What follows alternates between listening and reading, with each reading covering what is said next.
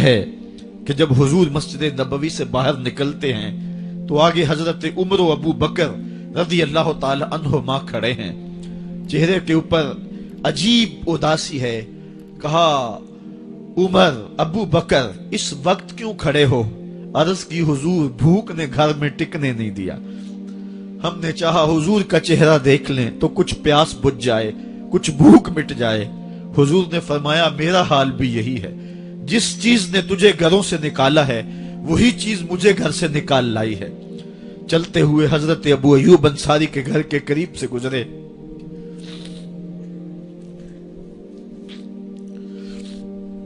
حضور کی خوشبو پا کے وہ باہر آ گئے۔ عرض کی بندہ نواز آج میرے مہمان نہیں بنتے؟ حضور نے کہا تمہاری مرضی۔ گھر لے گئے، چٹائی بچھائی، حضور کو بٹھایا، گھر والوں کو بکری کا بچہ ذبح کر کے دیا، کہا جلدی جلدی کھانا تیار کرو، میرے آقا کو بھوک لگی ہوگی۔ یہ کہہ کے واپس آئے، حضور کے پاس بیٹھے، نظر چہرے پہ پڑی تو گھبرا گئے۔ نکاحت کے آثار اتنے واضح تھے کہ سمجھ آ رہی تھی کتنے دنوں سے حضور نے کچھ نہیں کھایا۔ اٹھ کے باغ میں چلے گئے، کھجوروں کا خوشہ توڑا، حضور کے سامنے رکھا، کہا بندہ نواز جب تک کھانا تیار نہیں ہوتا یہ کھجوریں تناول فرمائیں۔ تھوڑی دیر کے بعد کھانا دسترخوان پہ لگ گیا، حضور سے عرض کی گئی حضور آئے کھانا تناول کر لیں۔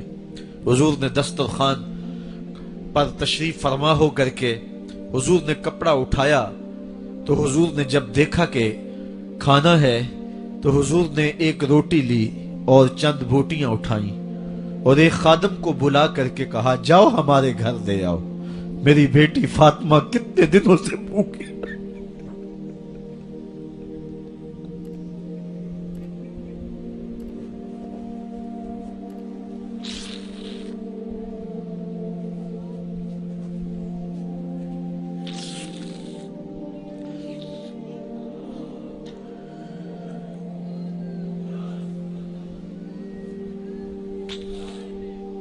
کہا جاؤ ہمارے گھر دے آؤ، میری فاطمہ کتنے دنوں سے بھوکی بیٹھی ہوئی ہے۔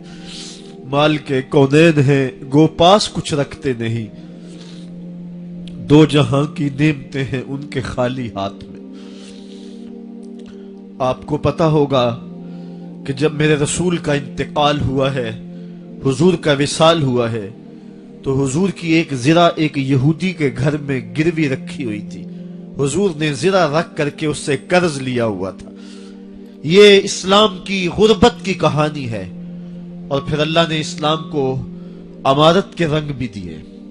آؤ تمہیں کہانی سناؤں، حضرت عدی بن حاتم روایت کرتے ہیں، صحیح بخاری میں روایت ہے۔ یہ حاتم تائی کے بیٹے ہیں، کہتے ہیں میں حضور کی خدمت میں حاضر ہوا، ایک شخص آیا کہنے لگا حضور غربت نے میرا برا حال کر دیا ہے، اور اس نے شکایت کی غربت کی، پسماندگی کی اور اپنی معاشی بدحالی کی۔ پھر ایک شخص آیا کہنے لگا حضور میرے پاس دولت تو ہے لیکن میں نے جس منزل پہ جانا ہے راستہ پر خطر ہے، تو میرے لیے کیا حکم ہے کہ میں کیسے راستہ طے کروں؟ تو یہ دو لوگوں نے یہ باتیں کی تو حضرت عدی کہتے ہیں کہ حضور نے روئے سخن میری جانب موڑا اور میری جانب مخاطب ہو کے کہا عدی تو نے ہیرا دیکھا ہے؟ عدی کہتے ہیں میں نے عرض کی حضور دیکھا نہیں، سنا ہے، ہیرا یہ شہر ہے عراق کا۔ تو حضور نے فرمایا عدی تو نے ہیرا دیکھا ہے؟ میں نے کہا نہیں حضور دیکھا نہیں، اس کا تذکرہ سنا ہے۔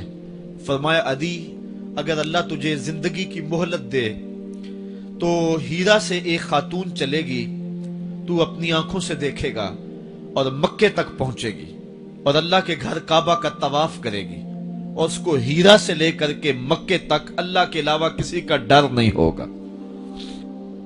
کہتے ہیں کہ میں نے دل میں کہا کہ پھر بنو طے کے ڈاکو مر گئے ہوں گے جنہوں نے عرب کے اوپر روب ڈال رکھا ہے، تو وہ تو پھر ختم ہو گئے ہوں گے۔ کہتے ہیں میں ابھی سوچ ہی رہا تھا کہ حضور نے مزید میری حیرت میں اضافہ کرتے ہوئے کہا عدی اگر تجھے اللہ نے زندگی کی مہلت دی تو تو دیکھے گا کہ کسرا کے خزانے تیری جھولی میں ہوں گے۔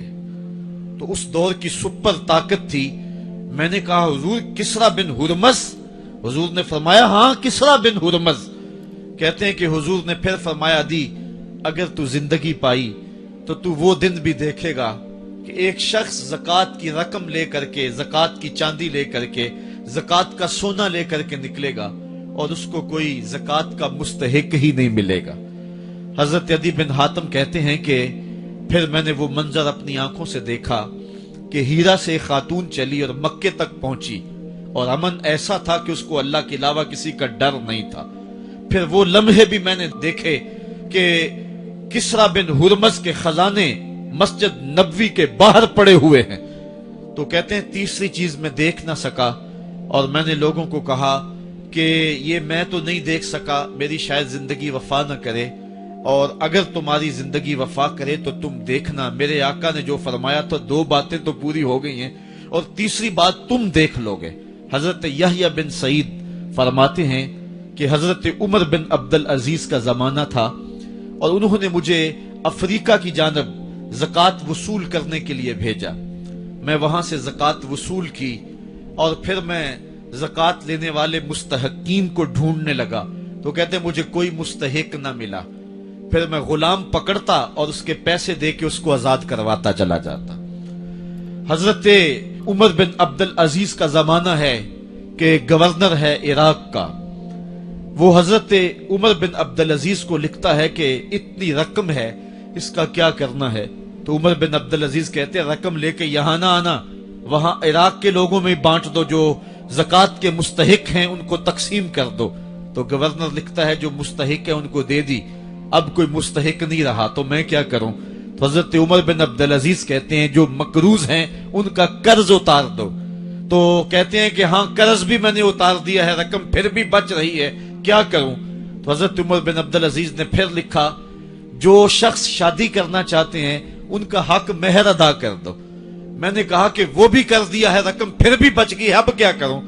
تو حضرت عمر بن عبدالعزیز نے مجھے لکھا کہ جو غیر مسلم ہیں جنہوں نے ٹیکس دیا ہوا ہے، جتنا ٹیکس دیا ہے اس سے دگنے پیسے ان کو قرضے میں دے دو اور ان کو کہو جاؤ اس کا کاروبار کرو، کھیتی باڑی کرو، اور ساتھ انہیں یہ بھی کہہ دینا قرض کی فکر نہ کرنا اور زیادہ اس میں پریشان نہ ہونا، جب دے سکو گے دے دینا. یہ دور بھی پھر اسلام نے دیکھا اور یہ گھڑیاں بھی دیکھی جب چیتھڑے پہنے ہوئے تھے، جب پیوند لگے لباس پہنے تھے، جب پیٹ میں ڈالنے کے لقمہ بھی نہیں تھا. اللہ کا دین اس وقت بھی غالب تھا، اور جب گلیوں کے اندر ریشم بکھرا ہوا ہوتا تھا کوئی اٹھانے والا نہیں تھا، دین اس وقت بھی غالب تھا. دین کا غالب ہونا یا نہ ہونا اس کا تعلق جو ہے وہ مال و دولت سے نہیں ہے. اقبال کہتا ہے کہ زوال بندہ مومن کا بے زری سے نہیں، مومن کا زوال بے زری سے نہیں ہے بلکہ اس کا سبب کوئی اور ہے. وہ سبب ڈھونڈنا ہے کہ ہم دنیا میں رسوا ہو کے کیوں رہ گئے، ہم زمانے کے سامنے تماشا کیوں بن کے رہ گئے. آج نبی کی امت پوری کائنات میں رسوا ہو کے کیوں رہ گئی. آج ہمارا تماشا دیکھا جا رہا ہے، آج بھوکے کتوں کو ہماری بیٹی اور بہنوں کے اوپر چھوڑا جا رہا ہے اور اس کا تماشا دیکھا جا رہا ہے. کیا ہم نے یہ دن بھی دیکھنے تھے؟ ہم نے سراغ لگانا ہے. دولت کی قلت اور کثرت یہ ثانوی چیزیں ہیں. ہم نے تاریخ میں دیکھا ہے ہم کبھی مالی طور پہ کمزور تھے، رسوا نہیں ہوئے ہیں. مال زیادہ ہو گیا، رسوا نہیں ہوئے ہیں. رسوائی کے سبب کوئی اور ہیں. آئیے تمہیں کہاں